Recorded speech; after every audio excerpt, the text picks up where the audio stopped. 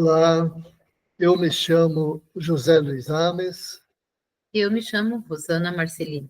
Eu e a Rosana somos terapeutas. Nós trabalhamos com terapia individual sistêmica em base a Bert Hellinger, com constelação familiar sistêmica e também com constelação empresarial, além de outras modalidades de terapia. Neste vídeo, nós vamos falar sobre a visão de Bert Hellinger acerca de um assunto muito, mas é muito mesmo delicado. Qual é este assunto? Eu vou formulá-lo na forma de uma pergunta. A família tem o direito de decidir sobre a vida de um dos seus, quando esta pessoa comprovadamente não tem mais chances de sobrevivência? Você já se perguntou? Bem, com a coragem costumeira, Bert Hellinger não se furta de tomar posição. Ele distingue, inclusive, duas situações, as quais correspondem a dois conceitos bioéticos bem diferentes. Quais são esses conceitos? Eutanásia e ortotanásia. A posição de Hellinger para uma e outra situação é inteiramente diferente.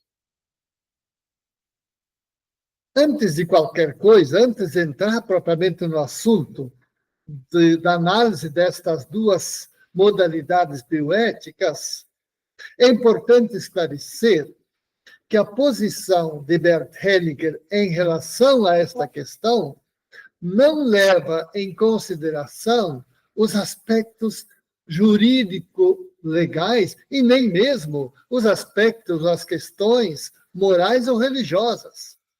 O que Hellinger leva em consideração unicamente, tão somente, a maneira como a decisão de tirar a vida é vivida pela consciência, no profundo da alma dos pais e do sistema familiar como um todo. Bem, vamos começar esclarecendo a posição de Hellinger em relação à eutanásia. A palavra eutanásia é junção de dois termos da língua grega. Quais são esses dois termos? O termo prefixo eu, que significa o mesmo que bom ou boa, em português, e thanatos, que significa a mesma coisa em português que morte.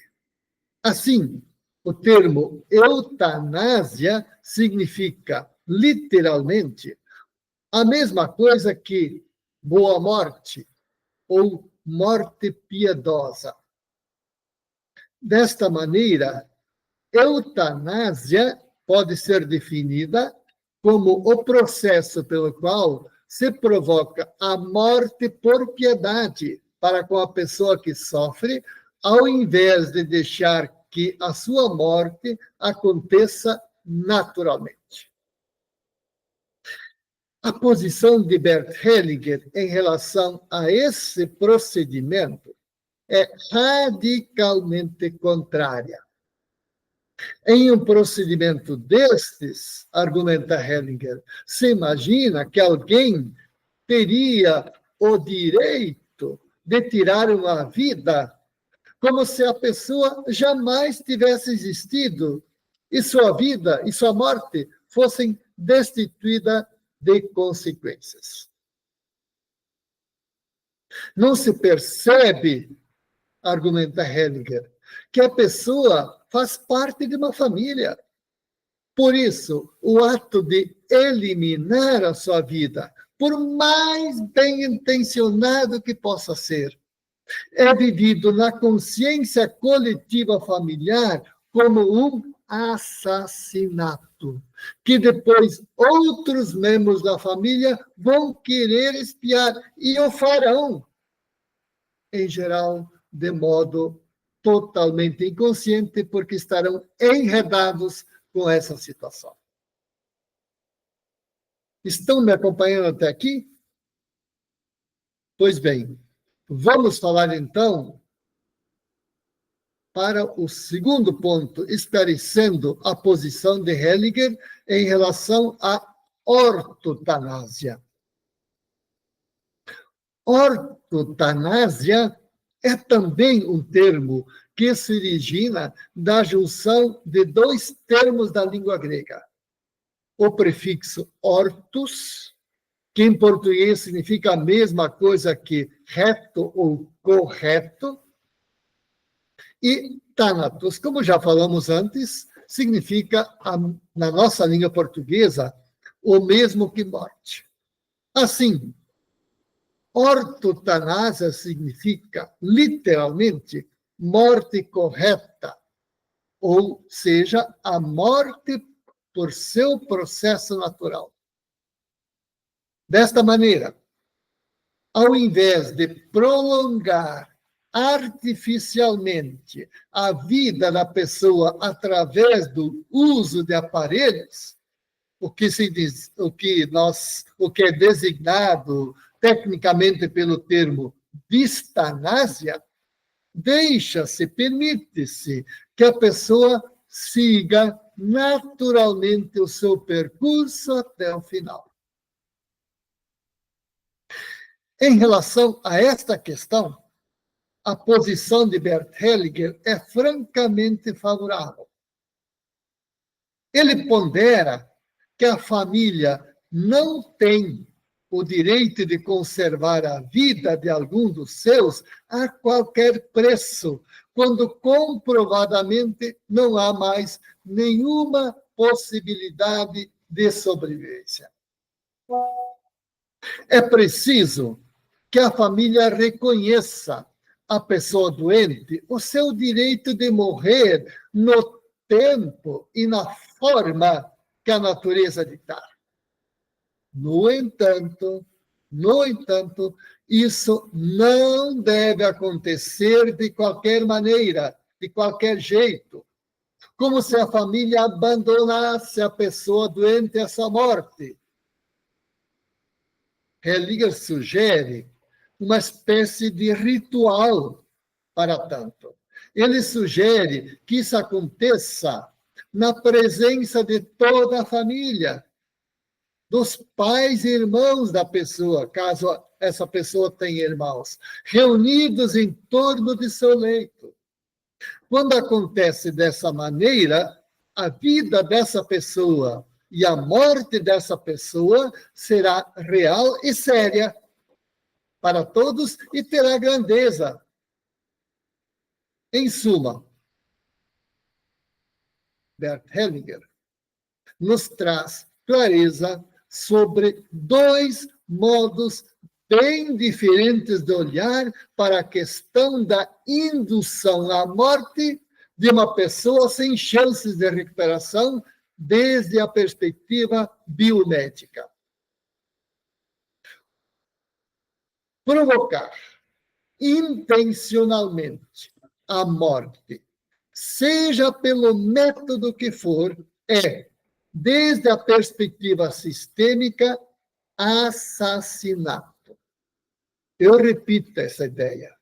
Provocar intencionalmente a morte, não importa por qual método, desde a perspectiva sistêmica, algo que podemos chamar de assassinato. Vejam a gravidade, então, daquilo que estamos falando. E não faz diferença, gente, que a intenção com a qual é feita seja pelo mais profundo amor de ver a pessoa liberada de seu sofrimento. Não faz diferença a intenção com a qual você mata. Importa o fato. Você induziu intencionalmente a morte, você matou. Isto é percebido pela nossa psique como assassinato. Isso tem um preço. Não está em nossas mãos decidir sobre a vida e a morte. Esse procedimento, como explicamos antes, é chamado pela bioética de eutanásia. Situação bem diferente é deixar, é permitir que a vida siga seu curso natural quando nos defrontamos com um diagnóstico médico definitivo, irreversível. Neste caso, a escolha é prolongar a vida por meios artificiais ou permitir que a natureza dite o tempo de vida. Esse procedimento, como explicamos antes, é chamado pela bioética de ortotanásia. Nós explicamos, portanto, dois conceitos bioéticos que envolvem vida e morte. Eu expliquei isso para vocês da perspectiva teórica sistêmica de Bert Hellinger. A Rosana agora vai nos complementar um pouco a partir da percepção interna da pessoa. Como isto é percebido pela pessoa sistemicamente no seu interior. Bom, eu acredito que vocês tenham compreendido com sobras de conteúdo o que é a eutanásia e o que é ortotanásia, e também as implicações de cada uma delas a partir, né, segundo o olhar sistêmico. Mas eu gostaria de trazer um outro ponto, né, para vocês avaliarem, que está dentro desse contexto também, que é o que pode estar atuando, né, sobre uma pessoa para que ela passe por uma situação como essa. O que pode estar atuando no sistema familiar ou naquela pessoa em especial para que, mesmo frente a um diagnóstico, né, comprometedor, mesmo frente a uma doença terminal, uma pessoa permaneça ali, nesse estado. Porque, no fim das contas, o que o Luiz está falando aqui? Ele está falando de dois conceitos que estão relacionados, né, a um ser que está ali acamado, doente, passando por uma situação muito intensa, difícil, pesada, dolorosa, né? É disso que nós estamos falando. Então, ele está dizendo como a família lida com isso. Mas eu quero que vocês pensem um pouco, reflitam sobre o que tem por trás disso. O que faz com que uma pessoa passe por uma experiência como essa, né? O porquê ela não segue o ritmo da natureza e segue para uma boa morte, para que nem se precise passar por esses processos aqui. Compreende do que eu estou falando?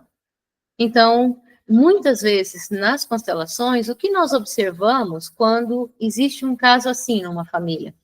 Alguém que passa por um acidente grave e fica em cima de uma cama por meses, anos, muitas vezes em profundo sofrimento. Ou alguém que tem uma doença terminal e, no entanto, quase vai e volta, quase vai e volta, quase vai e volta. Né? O que tem por trás dessa situação? É sobre isso que eu quero conversar com vocês. Nas constelações, como isso se mostra?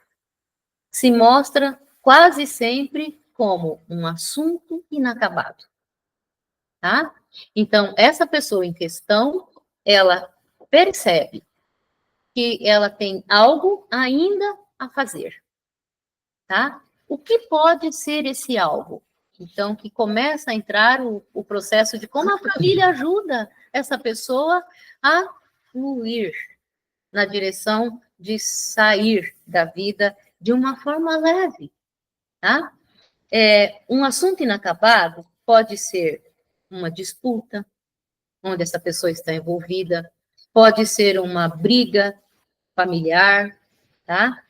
Pode ser a percepção desse doente de que a falta dele vai deixar outras pessoas desamparadas, então ele percebe que ele tem um compromisso de continuar fazendo algo, tá?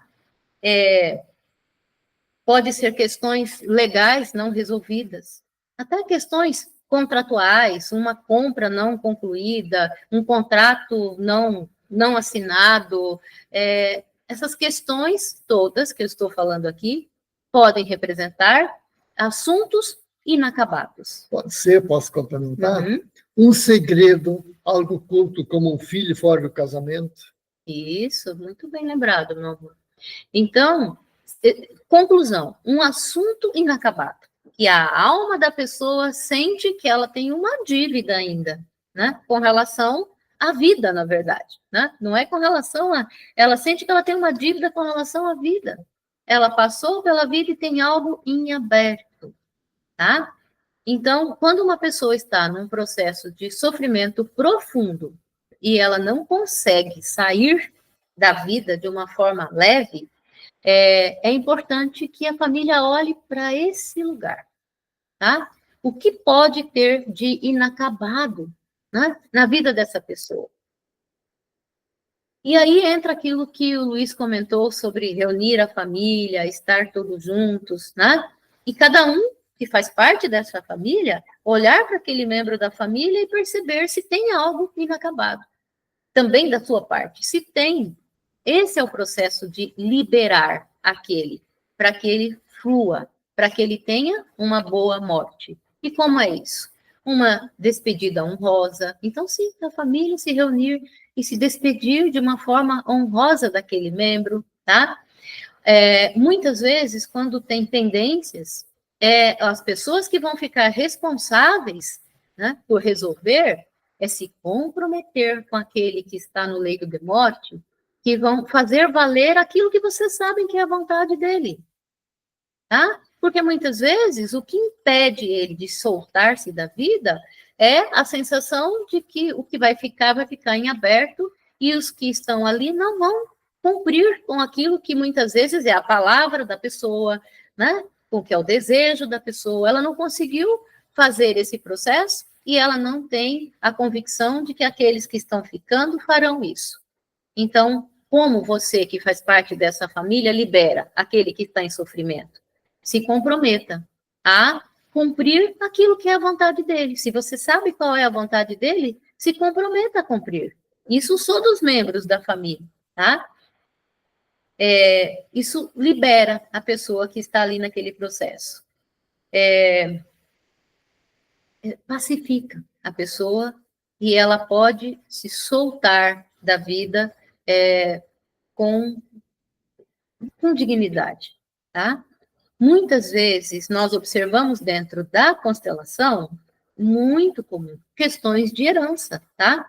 Então, um pai, uma mãe que está num processo grave de saúde, mas ela não consegue se liberar porque sabe que o que está deixando pode produzir uma disputa, uma briga, uma contenda entre os filhos.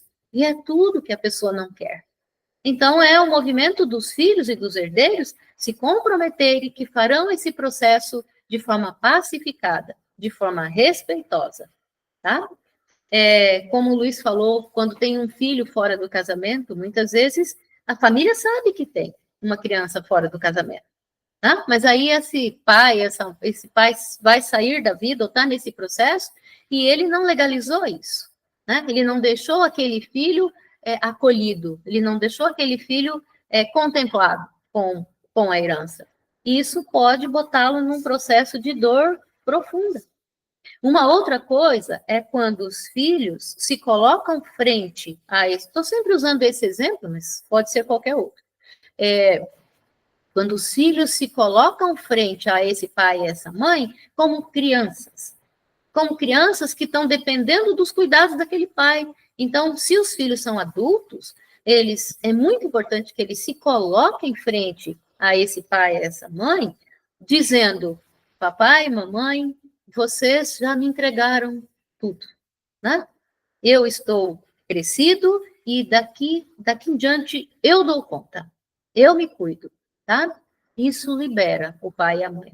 Porque quando os filhos têm um posicionamento de ficarem tudo em volta, eu sei que isso é feito por amor, mas os filhos se colocam tudo no entorno, sabe, como crianças pedintes, carentes, e como se fossem tudo morrer junto, porque o pai e a mãe estão passando da vida para a morte. Quando os filhos se posicionam assim, os pais se sentem, né, responsáveis de ficar cuidando e protegendo dos filhos. Então, se você é um filho adulto, se coloque enquanto adulto, na frente do teu pai e da tua mãe, tá? E se você é um filho adulto que tem, por exemplo, que foi o meu caso, né? Que tem um irmão ainda criança, tá? Muitas vezes a pessoa que está ali passando, a preocupação dela é com aquele que ainda está indefeso. Então, vocês que estão ficando, se comprometam a dar continuidade dentro do teu lugar, você se comprometer a dar continuidade àquilo que o outro sente como estando em aberto ainda. Compreendem como é nós nos pacificarmos com a pessoa na hora da passagem dela? Então, esse é um movimento que a família pode fazer, né? E que deve fazer quando você percebe alguém dos teus em profundo sofrimento e não consegue sair da vida. Então, você libere ele e se libere dele, tá? Porque assim você vai contribuir para que ele flua, né? De forma leve, rumo ao caminho que todos nós um dia vamos. Bem, muito obrigado a você que nos acompanha até aqui. Nós nos sentimos honrados com sua companhia. Se você ainda não se inscreveu em nosso canal, se inscreva, aproveita o momento, se inscreve. Compartilhe o link deste vídeo ali entre os seus contatos, entre as suas redes. E se você tiver uma questão pessoal sobre a qual envolvida nesses assuntos, sobre a qual você tem dificuldades de lidar, entre em contato conosco. Ali mesmo na descrição do vídeo, você tem o contato de WhatsApp direto com a Rosana para conversar sobre esse assunto. Nós teremos prazer em ajudar você. Muito obrigado e aguardamos você no próximo vídeo. Até breve.